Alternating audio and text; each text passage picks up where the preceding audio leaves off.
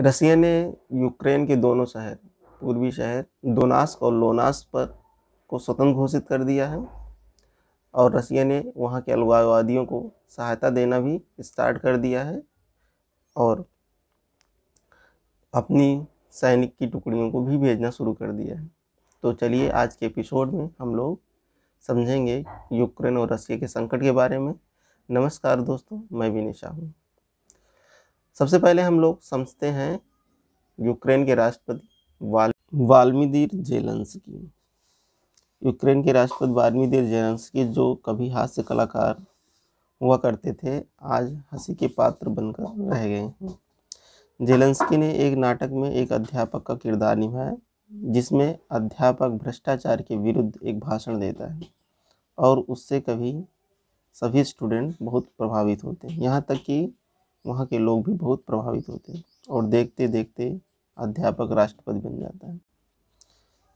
Same Anil Kapoor की movie नायक की तरह जेलेंस्की को इस नाटक से बहुत प्रसिद्धि प्राप्त होती है और यह कहानी फिर दोहराई जाती है जेलेंस्की की असल ज़िंदगी में, जब वह यूक्रेन में एक राष्ट्रीय पार्टी बनाती है जिसका नाम था सर्वेंट ऑफ द पीपल। यह नाम जेलेंस्की ने उसी नाटक से लिया था जिसमें उन्होंने अध्यापक का रोल निभाया था। वह यूक्रेन के राष्ट्रपति बनते हैं क्योंकि यूक्रेन की जनता ने नाटक की कहानी को फिर से दोहराया। जेलेंस्की के पास अब विकट समस्या पैदा हो गई क्योंकि उनके पास राजनीति का कोई विशेष अनुभव नहीं है और ना ही उधर अमेरिका अपनी कूटनीति के जाल में फंसा रहा है, तो रूस आक्रमण की योजना बना रहा है। इस पूरे विवाद को जानने से पहले इतिहास के बारे में कुछ जान लेते हैं। 1945 जब द्वितीय विश्व युद्ध समाप्त होता है तो संसार दो ध्रुवों में बढ़ जाता है, दो गुटों में बढ़ जाता है, एक पूंजीवाद और एक साम्यवाद। साम्यवाद का नेतृत्व सोवियत संघ करता है और पूंजीवाद का नेतृत्व अमेरिका करता है। अमेरिका ने नाटो की स्थापना की 1949 में और एक सैनिक संगठन है। धीरे धीरे इसमें लगभग 30 देश शामिल हो चुके हैं और नाटो का एक नियम है कि अगर किसी भी देश पर आक्रमण होता है, नाटो के किसी सदस्य पर आक्रमण होता है, तो समझा जाएगा पूरे नाटो पर आक्रमण हुआ। दूसरी तरफ सोवियत संघ ने वर्सा पैक्ट की स्थापना की 1955 में। वर्तमान में यूक्रेन का मामला जैसे उत्पन्न हुआ उसी तरह 1962 में क्यूबा मिसाइल संकट उत्पन्न हुआ था, जब रूस ने अमेरिका के पड़ोसी देश क्यूबा में रूस ने मिसाइल लगाना शुरू किया था। अंत में रूस को नाटो की नाराजगी के बाद मिसाइल वहां से हटानी पड़ी थी। अब यूक्रेन की स्थिति के बारे में जान लेते हैं।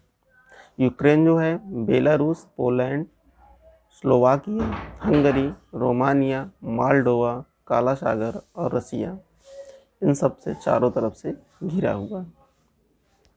यूक्रेन जो अब नाटो में शामिल होना चाहता है, 1991 के पहले वह उन 15 गणराज्यों में शामिल था जो सोवियत संघ के हिस्से थे।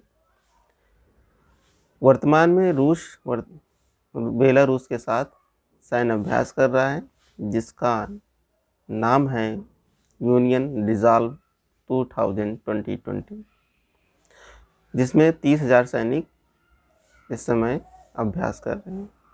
यूक्रेन के पास लगभग 1,30,000 सैनिक रशिया ने खड़े कर दिए हैं